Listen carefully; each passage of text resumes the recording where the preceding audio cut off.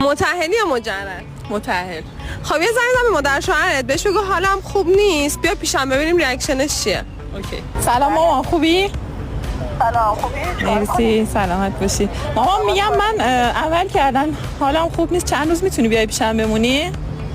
عملی چی؟ تا هر روز میری یه جا تمرین کنی. من خودم پام درد میکنه، احساس گرفتاری دارم. دختر خودت هم بود همین حرفو میزدی؟ دختر من مثل شما نیست. مگه ما چجوریم؟ هر روز بره عمل کنه. باشه.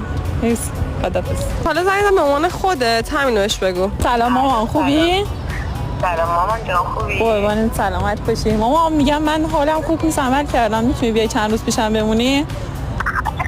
آره عشقم، دخترم دورت بگردم. قربونت برم. به چیزی دست نزن، خودم میام همه کاراتو میکنم عزیزم. دورت بگردم. مرسی. مامان چالش بود. خدافظ. هیچ کس مادر